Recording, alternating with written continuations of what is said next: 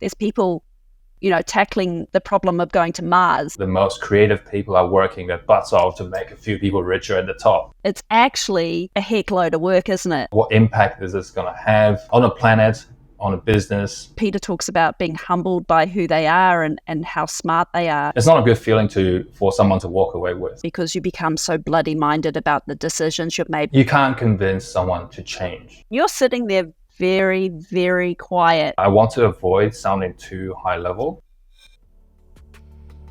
I'm Shona Grundy, founder and host of These Three Things, a podcast aimed at building a thriving and more inclusive startup ecosystem through sharing real lessons from people doing the hard work. We focus on the three strategically critical aspects of the startup journey: raising capital, finding product market fit, and expanding offshore. If you find this useful, please subscribe and recommend the podcast to at least 3 other people. We appreciate you lending us your ears and joining us for this episode. Today, I am thrilled to welcome Peter Chen as our guest. Peter currently serves as the creative director at Eden Brew, a company that is at the forefront of science and technology, using precision fermentation to create dairy milk without lactose, cholesterol, or hormones.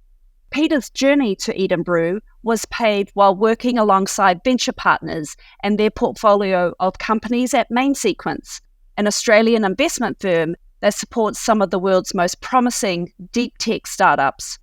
Prior to this, he held leadership roles in creative direction, innovation, and product design at companies such as Movio, Datacom, and Deloitte. In this episode, we'll delve into how creative directors like Peter collaborate with founders and CEOs to design and craft messaging that secures crucial capital from investors. We'll also unveil their secrets for discovering that unique position that resonates with customers while iterating on your product to achieve success. Whether you're a product specialist, founder, CEO, or an entrepreneur on the rise, this episode is a must listen.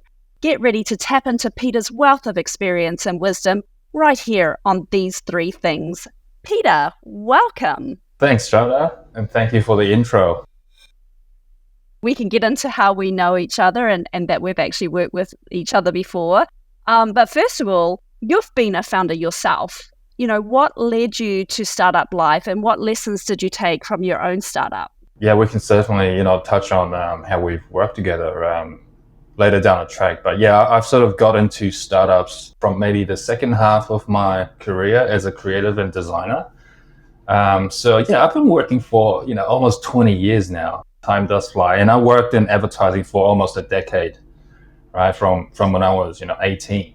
I learned how powerful design is, the power to convince and present various, products in the best possible light, right? And at times, maybe even hide the components that could be ugly, So alongside that type of realization, I also came to be aware of how the most creative people are working their butts off to make a few people richer at the top, right? Sacrificing their, sort of youth, fluid, creative minds for products and values they might not believe in. And some of these sort of insights push me to look into how might we use one's creativity to create value on its own in spaces that you believe in. Part of that, journey is, sort of creating my own company and running it for 3 years with a business partner and friend of mine, John. Some of those lessons, if we want to get into, what I've got from that experience, I want to summarize it to maybe 2 things. Playing to your strength is one of them, right? And the company that we've created really democratized design in a way that was focused on a very specific, customer problem space, spatial environmental storytelling. And the reason why I say play to your strength is important is that, obviously being a designer of almost a decade at the time, design was my strength, and making things, accessible, modular, scalable is something that I can do with ease. And with my business partner as well, who has, deep experience in engineering, we're able to build a product that helps our customers, tell stories easily through visuals, through user experience and UI. The second learning that is really important for, I think, a lot of founders as well is do just enough design. Right? So don't over design initially. And I've learned that the hard way too. Like designing a product as a designer, you probably relate to it as well. You just want to make it perfect. Like you want to put in a lot of polish because it's your baby, essentially. You want it to look, the best. Right? Often that is not the best approach because you overinvest in design. When you do that, it means that when you need to iterate, you sometimes need to untangle some of the decisions you've made along the way. Right? So when you overinvest in something, to unpack it and to take it apart so that you can move a bit faster, that requires, at times even more effort compared to when you were designing and polishing it. So I would say as a design founder, I had to learn that the hard way, but that was a cheap lesson for me because being a designer, I can, design on the fly and whatever, iterate. But as a founder who is not a designer, if you're not a designer, if you don't have an engineering background, to untangle certain pieces of design of your product, I think requires potentially extra investment, right, in monetary values and that sort of thing. So yeah, just be aware of that going into building a company. Do enough of it to get you going, to test with customers, to test the market out. I have seen that before where you almost get too emotionally attached to the decisions that you've made and too deeply connected that you can almost not reverse out because you become so bloody minded about the decisions you've made because it's expensive, right? When you make those decisions. Absolutely. You had your startup and you decided that that you wanted to actually help other founders. What motivated you to take that first step and going in and actually not remaining a founder yourself, but deciding I'm going to support the ecosystem and help other founders? Yeah, I think what gave me a taste of what I might be able to do with founders and innovative leaders is through my time in consulting. Right? Like you mentioned, I worked with you back in Datacom and Hussein as well. Prior to that, I was at Deloitte, so as a design lead within an innovation team, working with internal leaders trying to build products after my journey as a founder, right? Because at that point in time, I think my key learning is how to launch fast, how to test lean. I think these are really sort of high level concepts that you might read everywhere else, and in a lot of startup publications, it's basically the foundational truth of starting a startup. And I had to learn that through doing, and by doing so, I do find that valuable sort of mindset and skill set to have going into the innovation space. And the motivation itself, I'm not going to say that it just came from deep within myself. It really is from getting exposed through different innovative leaders such as yourself, Hussein, Nadu at the team at the time, and also through the opportunities given to me by other business leaders along the journey, showing me that there are gaps in the market, by, hey, there's this type of work that you could be doing. Can you come and help us out for a little bit? They're not necessarily telling me it's deep and meaningful, it's impactful, but it's just like, hey, this is interesting work that you might be interested in doing. So I've started, working with founders through introductions, through those sort of mentors and leaders in my previous lives. And then slowly I reflected upon, what do I like doing and why do I keep doing what I do? So I think from a work and career perspective, I certainly didn't have an innate motivation, but only through the doing and being exposed to these opportunities, I'm able to go, hey, I can actually, contribute to a journey that a founder goes on because of my personal experience, And again, I'm always humbled through working with founders. I can only contribute a small part of that journey that they're embarking on. But yeah, that's sort of how I came about into discovering this sort of motivation. That quick, easy place you could step into where you could strip back the problem is what I saw in you. Datacom is a wonderful company, like I think there's 6,000 people, and I've met the most amazing people at Datacom, and Hussein being one of them. But I do remember that whenever we wanted to walk into some sort of innovative space, it was you and Hussein and the team that we would bring into a room to say, how do we strip back the noise and then discover and discuss the problem? And I think that's a really special and unique place to be, especially with creative thinkers. Often people are trying to put in very strict frameworks, and it was more about stripping it back and starting from the fundamentals, I found anyway, when working with you. No, thank you. Yeah, that's exactly why, and we'll touch on the sort of strict framework side of things, because there is definitely no one size fits all, right? And it's all context dependent. And I know people hate it when you say that it all depends, but it really is. Yeah. It does. I'll move on to the capital raising side of things that we like to talk about on the show, particularly because I don't think a lot of people consider how important that storytelling aspect is in your capital raising journey. As human beings, we relate to each other through the stories we tell and if they will resonate. And so to leave that out of your capital raising journey is probably a misstep some people have. So, from your perspective, I know the capital, the investment journey is a complex one.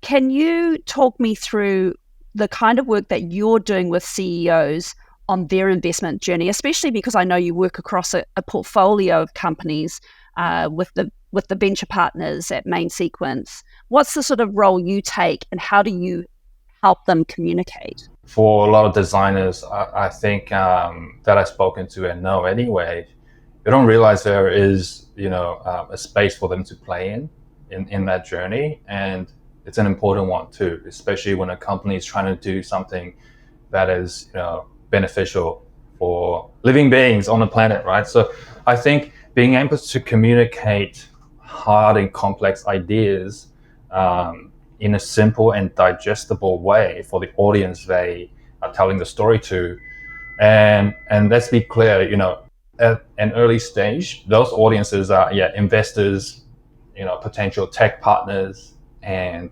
maybe early customers, early enterprise customers. And again, most of these companies are B2B, so being able to articulate what you do in this sort of new space compared to the old, and why someone should consider you, someone should give you the time and sometimes even money, is to understand, okay, what impact is this going to have on a planet, on a business, and in an ecosystem that you're trying to sort of elevate and solve problems for.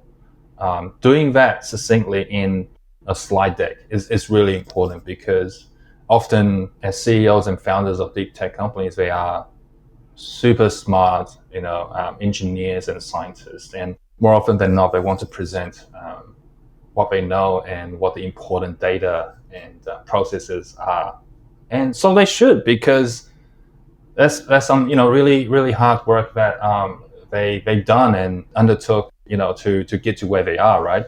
Often that can't be explained in a slide, or maybe even 10 slides, right? So I think most importantly, when the founders are trying to get across an idea or the story of what they're doing and why they do it, really is to work with a designer or creative person to try and, like you said, strip away the noise and get to the point of why the listener, why the audience should care about it. And the way I like to think about it is, often these stories in these early stages exist in slide decks, right? No one's going to go onto your website and find out about, in detail what you do, especially in a deep tech company. Not to say that websites aren't important. It's, again, as we know, it builds trust, information about the team and whatnot, very high level. But when it comes to telling the stories for these founders, often it's in these sort of intimate settings where they have, a piece of material like a slide deck or video, whatever it is, to augment the story that they're trying to tell through their words, right?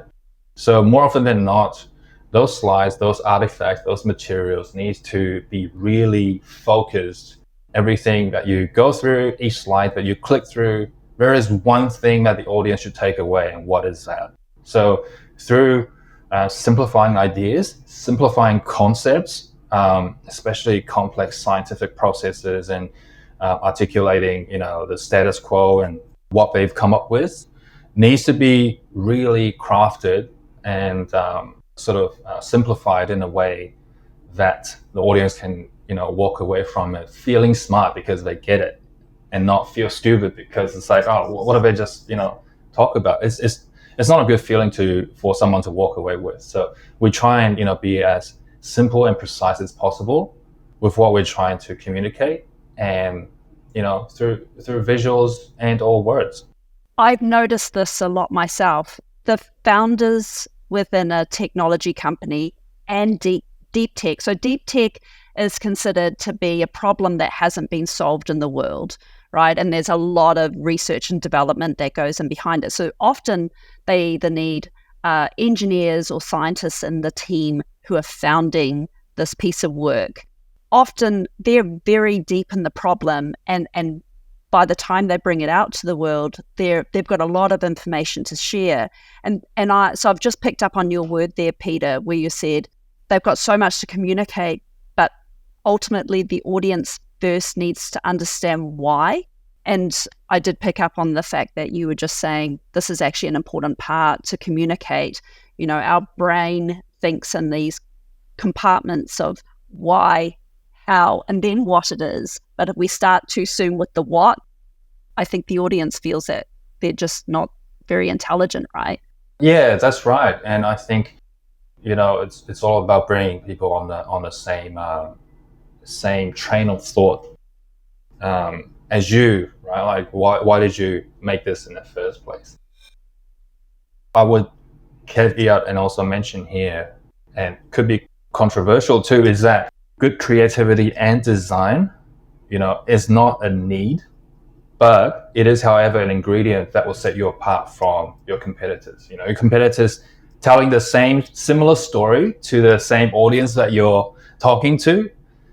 If you have a design edge, storytelling edge, that is going to set you apart. I am constantly humbled by working with founders and CEOs.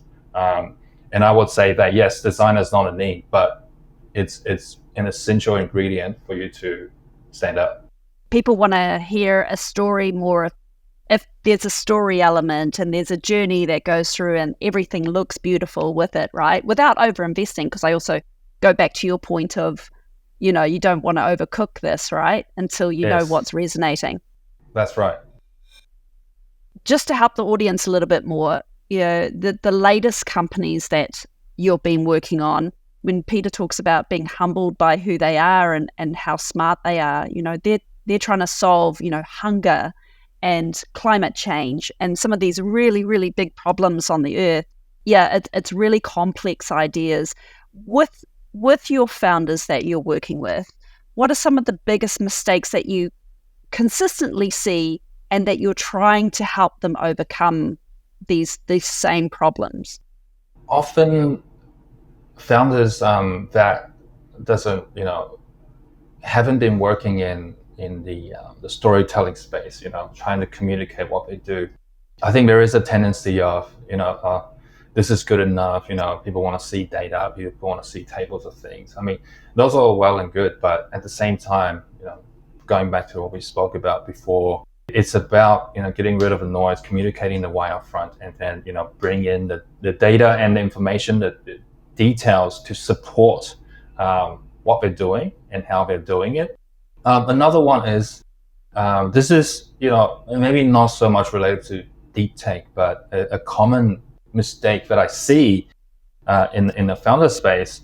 Yeah, this is, applicable to most companies, is that once you've gained certain traction or, somewhat found product market fit of your product, they they forget to continuously invest in innovation and, trying to keep up with better sort of customer need, if you will. They become too comfortable. I think that is a mistake that I do see. Not invest in the consistent discovery of what the next pain point might be and how to better keep their existing customers. Yeah, I think those are the two things that I'll mention in this space. No, that's awesome, because that actually leads us very nicely into this concept about not only achieving product market fit, but sustaining product market fit. I just want to pause here for a minute to tell you about our sponsor, Callaghan Innovation, Aotearoa New Zealand's innovation agency. This agency empowers innovators, helping you transform your world-bettering ideas into commercially successful ventures. What you may or may not know is that Callaghan have a fantastic suite of products called Upskill. These products will help you identify the innovation, R&D, and commercialization skills you need to amplify and elevate your ideas, and then train you to put them into practice. So go check it out by heading over to their website, callaghaninnovation.govt.nz/upskill. I had worked with you at Datacom. I was kind of watching you from afar, work in this innovation space, and there was something quite special about what you were bringing to these enterprise companies and helping them work through their problems. And so when I was at another company as head of product and you applied for the role as creative director, I was really excited. And we had our first interview and I got to know you a little bit more. And you dove into the subject of lean UX, and I thought I understood it. And it wasn't until we started working together that I really got to understand how powerful it was, and that my vague understanding was not good enough, and that unless it's practiced properly, you're not actually going to understand the benefits of it. Can you, talk to me a little bit about this philosophy of lean UX and what it means to you and why you care so deeply about it?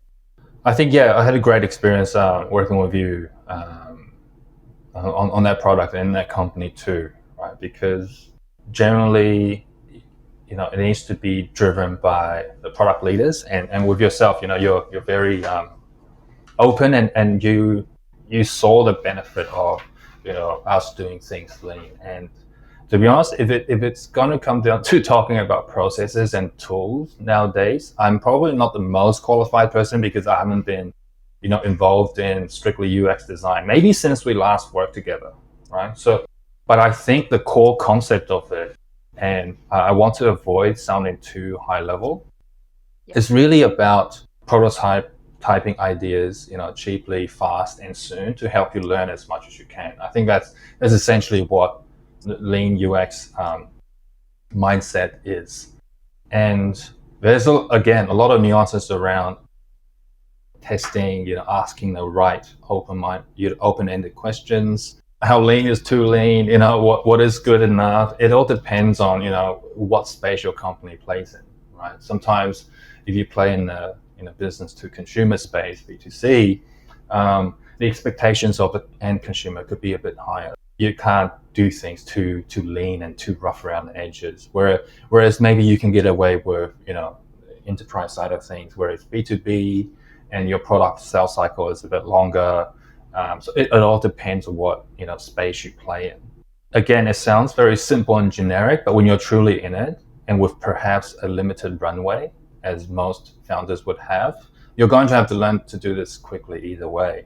But I think the concept of lean UX, prototype cheaply, fast and soon, to help you learn as much as you can. So it could even just be as simple as setting up a spreadsheet of different assumptions that you might have about your product and your companies, and you go and design specific experiences to test them out and to learn from your customers, at a very non-scalable way. Like, you want to do it as a founder, right?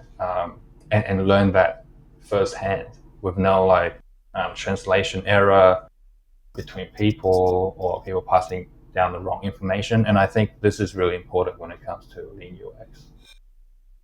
To give people an example of of what we were doing and what I was blown away with was usually the process was we would brief designers, they would go away and work for a week or two on their concepts and how it might be laid out.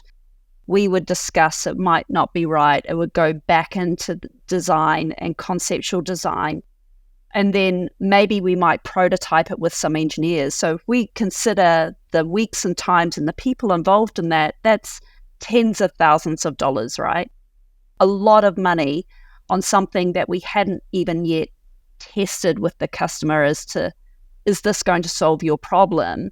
And I think it pushed us into a matter of need, especially when COVID came along and we were in lockdown, we had to figure out how we could move faster with less people.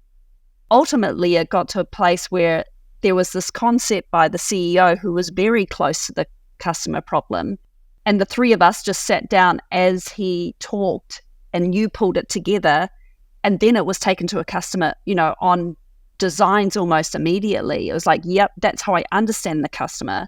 Now let's go and put it in front of a customer, And so the engineers were left to, they had a lot of other work to do.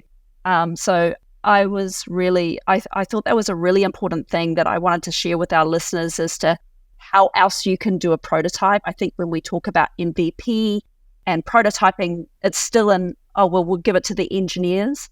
There are so many amazing tools out there now that you can kind of pretend that we've made it, and customers are okay with that. They're like, oh, you've visualized it for me. You're not just talking to me in a theoretical point of view. You've actually put it in a visual, and now I can talk to you clearly about what's working for me and what's not. No, absolutely not. Thanks for sort of bringing up that example, Shona. Yeah, trying to avoid being too high level, right? And you're right. I think again, working with a product team or designers that could bring some of those ideas that you want to test to life within a short time frame. I think that is the right approach. I would say companies of all sizes, really, because often UX or even design process gets super convoluted, right? And people think strict frameworks is applicable to companies of all sizes, and that is not true at all. So yeah, being able to reduce the amount of, if you're working with a team of scientists or engineers, if you can prototype things quickly and get some feedback, I think that's very, very valuable. I mean, that company was over 100 people, so it was not small and not a startup. No, not at all. Yeah, exactly. But very, very powerful. And I know everybody was thrilled because we were moving much faster than we had experienced before. You also talked to me about the importance of talking to the customer. And this is probably where we can go back to that concept of you saying, you can get product market fit, but are you reinvesting back into it? Can you talk to me a bit more about the importance of the customer or the end user? Yeah, I think that's actually a good way to link back to what we spoke about before of the continuous engagement with customers. Even if you found product market fit, it's really important to understand what else in the customer's problem space or their day-to-day job that is related to what you've just solved for them is connected, right? And I feel like that is often missed. People get too attached to the thing that's built already. You might not remember or understand the wider user journey of the customer goes through, right? So being able to sit with them with your current sort of prototype or product, whatever it is, and continue to understand, how else would you help them with their day? I think that is really important, alongside getting some good sort of insights into, what's been working and what's not working. What are some of your philosophies around the processes of the things to be doing? You talked about not doing cookie cutter, but what's your approach to it if you're not cookie cutting, but you have a concept of how you attack getting to the problem with the customer? It depends on what industry or, I guess, customer journey you're optimizing or designing for. Looking for adjacent problems, let's just give the example of company that I worked with before, it's about, healthcare communication, right? The initial product could be done through video calls, especially during, COVID times. Video comms is one way, but what are some other communications that, requires people to undertake in a healthcare setting, right? What does communication mean? Is it between teams? Is it just between, clinicians and patients? So understanding that sort of problem space that you're solving for will allow you to design the next set of features that makes the product stickier as you grow, and as time goes on, people find new products or existing products, or going back to like Zoom for communication. Like what else can you bring that differentiates you in the space that you're in? I think that is really important, because you can just go, okay, yeah, I'll build this product that everyone wants within this healthcare space, but then how do we branch out and go, okay, communication aside, do we need to store some important data for better interactions within clinicians and patients, things like that? Those sort of things needs to be uncovered and invested consistently throughout this sort of product design journey, right? And again, that's what we try and do. And not to say get it every time, but it requires people to invest in prototyping, trial and error, selling it to customers. So there's a whole nother set of people you involve within your team to help you achieve this. Like constantly looking for that value, and especially if you might be in a space where you might not have a very strong competitive edge on your intellectual property, and you don't need to, right, to be a successful company, but it can be around that, what we call a competitive moat, which is exactly what you've described.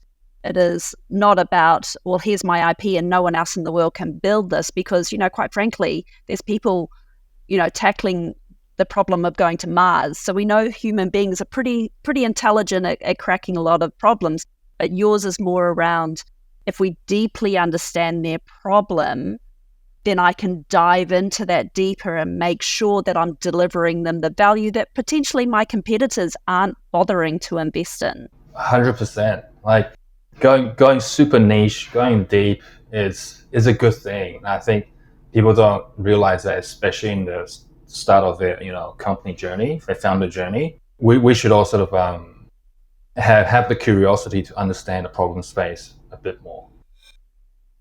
You're working with founders who are in deep tech, who are potentially coming up with amazing solutions that some would use the coin term of their solutions looking for a problem, right? Which can be a tricky space to be in. What have you done whenever you've come across something like that, where you're like, okay, this is amazing, and I'm pretty sure the world needs this, but how do we help them bring it back to the problem? Good question. And with deep tech again, I'm still very much learning. For creative and designer to play a part in this, I would often count myself lucky and very privileged. So my current learning is that design and creativity in the deep tech space, it's all about bringing the future forward. So what does the world look like when you have this, impactful product in play and people are using it, and or the world is using it, right? What does that world look like? So by bringing that future forward, allowing, the audience to experience, okay, what it could look like for them and their family, and, ultimately their business as well. So it's not too different to, when we try and communicate the value prop of a traditional SaaS or, whichever company you're building, right? But the emphasis is, again, communicating the impact that it'll have on the planet and the world. A good example is, say, the way we communicate the impact and the world, how the world will benefit from this product is, say we would say this product will have the ability to reduce our carbon CO2 by a certain amount. How do we make that amount relatable, right? Is it the equivalent of you driving your family car 1,000 Ks, things like that, making those numbers relevant. I think it's really important, and painting the world in a way that is relatable too is very important in this space. Because I know we all want it, right? As human beings, we want the change. We want a cleaner planet. And I often feel that when you talk to just the general public about how we're going to achieve that, in their minds, they don't even know that technology or new developments actually play a part in that, right?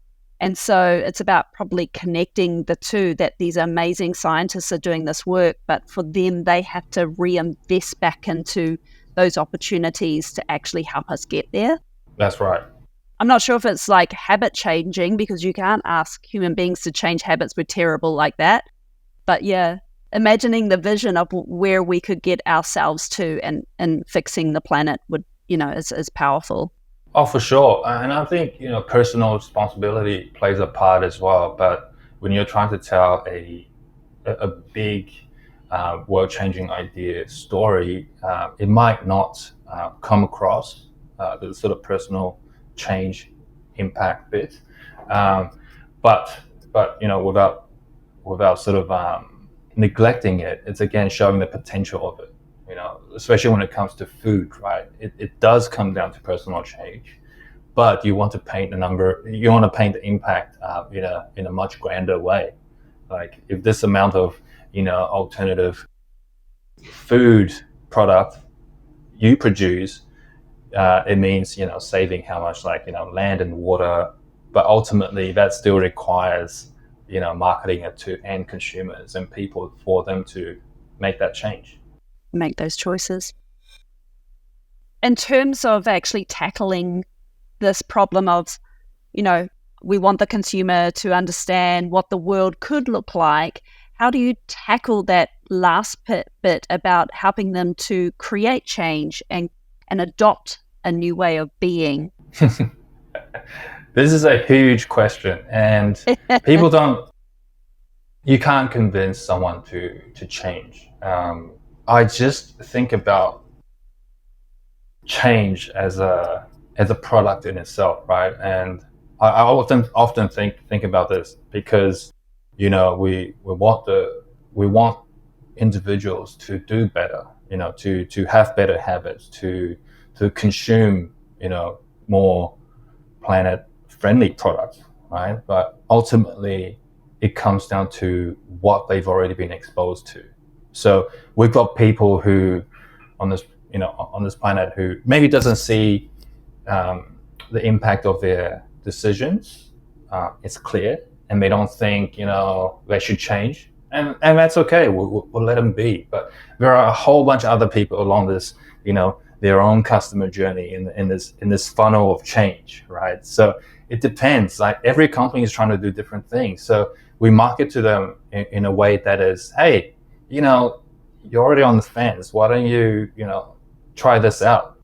I guess the key thing is, especially, the food space that I'm in, is really all about taste, right? It's all about culture and tradition. So how do we create an experience that allows people not to think that they're sacrificing an experience to try this new thing out?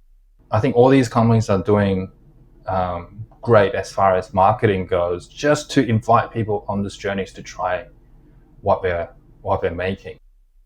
And some people require a more hardline marketing messaging, right? Like, hey, we're burning so much forest, we're burning, this and that, or, the world is in a dire shape, blah, blah, blah. Some people react to that, as far as like marketing goes, but some people requires a different approach.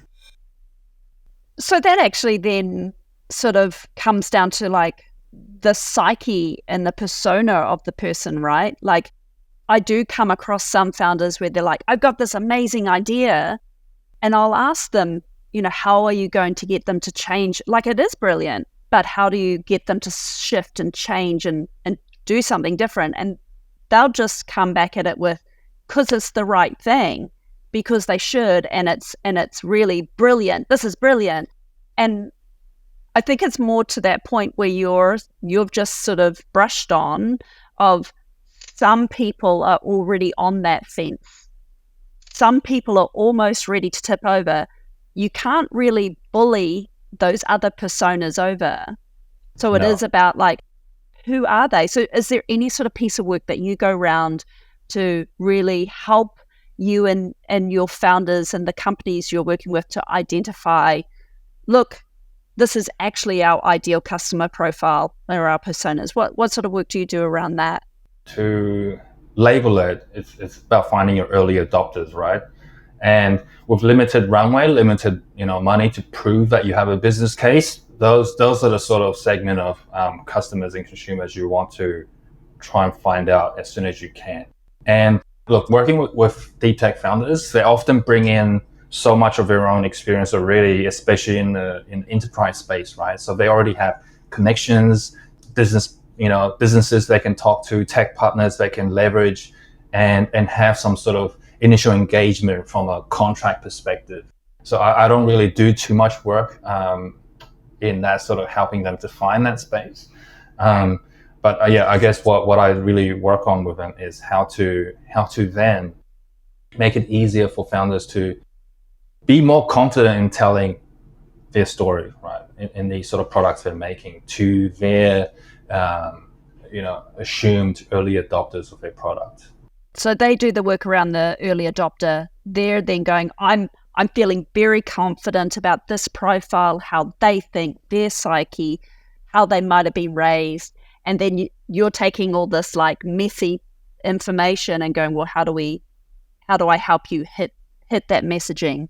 That's right. And think about what their ideal customers, in their space, what else are they looking at, or who else are they talking to as far as companies that we play in, right? So making sure our design, our visuals are good enough and comparable to other people that their customers are talking to is important. I think there's a saying that says making something simple is incredibly complex, right? I think most people look at a very simple statement, a one word that just resonates, or, one sentence that resonates and everyone gets it. I think people go, oh, well, it's just one sentence. That was pretty easy to pull together. It's actually a heck load of work, isn't it? It's so hard. And again, another humbling example I'll share is more often than not, I have to put these founders through an excruciating process where they sit with me for a whole day and try and explain to me what they're doing.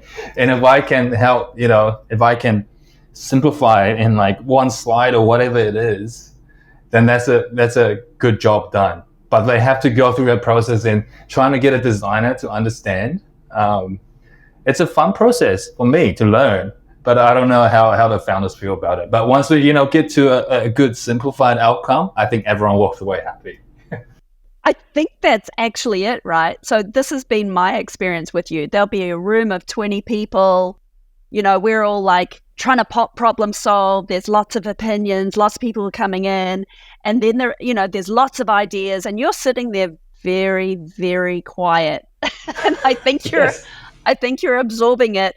And next thing, it just all stops. Or overwhelmed.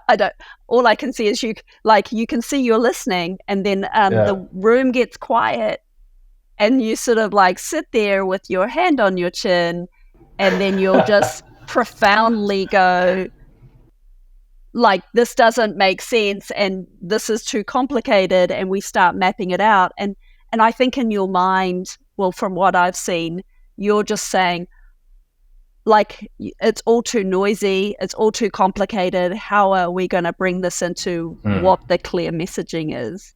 And that's how you've helped a group of us actually get to our simple statement. But yeah, I've experienced that. It's been fun. Thanks, Jonah. Thanks for bringing that up, because I feel vulnerable at the time too, right? I mean, always, but it's about going, okay, well, I am, a designer. I'm no tech, like deep tech engineer or scientist. I'll go, okay, what do I understand from this, and how do I visualize it? And I think, Yeah, if you can make the designer that you're working with understand what you do and articulate it visually, I think that's a pretty damn good start. It's really powerful, right? It It's is. so true that a picture paints 1,000 words.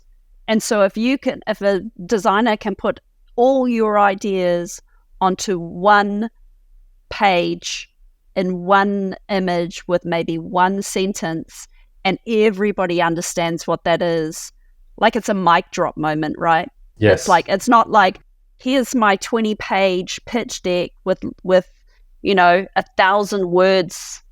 It is like, that's the concept. Look at that picture, look at that one statement, and the whole room understands, right?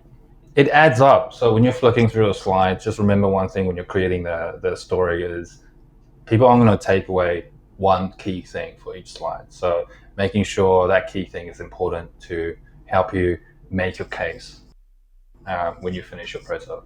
That's probably a really important thing to do, right? Like, before you go out and pitch your investment deck, maybe you're too close to it. Maybe you should give it to another colleague and go, what does that one slide say to you? What's the one key takeaway you just got from that one slide? And, really should be aiming for, like, I say 10 slides, but it always seems to creep into 14 or something. And that's okay. But yeah, I think that's a really cool lesson and takeaway for people. What's the one message from each slide? That's right. Yeah. And it takes practice. So yeah, just have a go, get some feedback, and away you go. In your career, Peter, I mean, because it's been a slow transitional journey into where you're now in this place where it's about your values and what the impact you want to make on the world. What's the things that you're working on improving, and how do you want to contribute to this world and your career, through your career? Again, just recognizing the luxury and the privilege that I had coming across, different leaders, opportunities that allowed me to think about what I can, and have the option to think about and take these changes and make these changes within a career perspective. So yeah, again, it's not something I take lightly.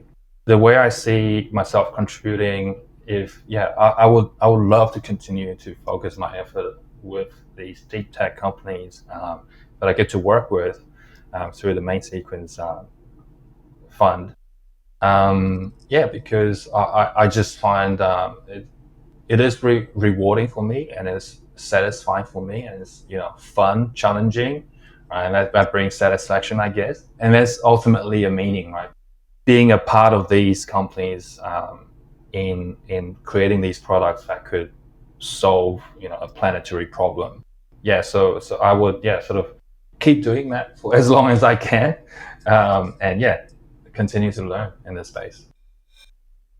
Hey, Peter, it's been wonderful to talk to you about the role that a creative director plays when working alongside CEOs and founders. And I really appreciate you demonstrating to us through your stories how that can work. So thank you very much for joining us.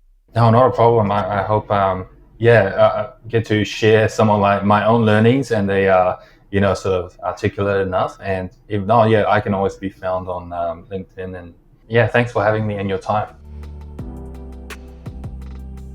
I'm Hussein Al-Bedri, producer of These Three Things. This part of the podcast is called The Three Learned Things. Shona and I wanted to briefly reflect on the three key insights we got from today's episode, which is brought to you in association with Callahan Innovations' Upskill products. These products are designed to help startups uncover and acquire the skills they need to succeed. So Shona, Peter Chen, he's a dear friend of ours and a really great human being, and some beautiful insights out of his chat with us. What was the first insight that you got out of it? We both had the privilege of working with Peter, and so this is why we wanted him on the show, because he really is just a wonderful person to work with. One of the first points I wanted to sort of highlight was he talked about aligning your values to the business that you wanted to get involved with. And I think that's just super important. You can't really dig into your creativity and problem solving if you're not aligned on a value-based level to the problem they're trying to solve. You'd come in quite passively and you kind of like do your hours and that would be it and go home. Whereas you dig deeper, I feel, if you align your values, and especially if you're going in from a co-founder level or you're wanting to start your own startup, to just think, oh, here's a problem and I'll solve it, and not really have a deep caring for it. I think that's a massive mistake when you consider it's a marriage. When you get into a business, it's a really big deal. You commit a lot. So that was a great point by Peter. And people pick that up. Your customers pick that up. Your employees pick that up when you don't really care. I've been in many situations where either it's a customer situation or a employment, interview, and you can tell when someone is not fully invested in or doesn't have full alignment on the values and the purpose. And so I think it's very important that it comes through with your investors, your customers, and your staff as well. 100% agree. And so for you, what did you take away from what Peter had to say? So Peter is the master of lean UX. One of the things that I really enjoyed in working with him is he is all about how do we prototype really quickly, how do we test our assumptions as quickly as we can without going too far down the road. And I've actually had a recent experience where we've done this with a SaaS company that has a historical or a legacy product. They had a whole bunch of their customers who are really attached to that product and really attached to certain aspects of that product and couldn't imagine how this thing that's existed for 20 or 30 years was going to be reimagined. And the quickest way to actually let their guard down is we spent a couple of weeks prototyping what a really complex aspect of this new system was going to look like. And once we put that prototype in front of them, it just diffused all of those speculations that they had on how we're going to actually bring this to life. So I think that concept of lean UX and rapid prototyping really as quickly as you can, testing it with your customers, putting stuff in front of them is fundamental to how you evolve your product. And it's really important for people to understand that lean UX does not involve your engineers and plugging any back end into anything, right? So this is why it becomes so fast and inexpensive. Your team aren't building and spending a lot of time on building the deep connections behind. They're actually just using a tool like Figma to just map it out on a visual sense and say, this is the future vision. Does it solve your problem? And for those who can't imagine pictures in their head, if you put it in front of them, all of a sudden everything just falls into place, right? That's right. And sometimes, I'm just going to add this bit in here, sometimes the data side of it can seem a little bit harder to do. When you're doing a visual test, that's sometimes easier. What is really interesting at the moment is some of the tools that are being unlocked by artificial intelligence. They are allowing people to do that prototyping and that creativity using AI-based tool set. So OpenAI has this advanced data analytics thing, which is crazy. You upload a bunch of data into it, and it's a data analyst that can write code and analyze that data and give you insights, potential insights that you can use out of that data to drive that conversation with your customers as well.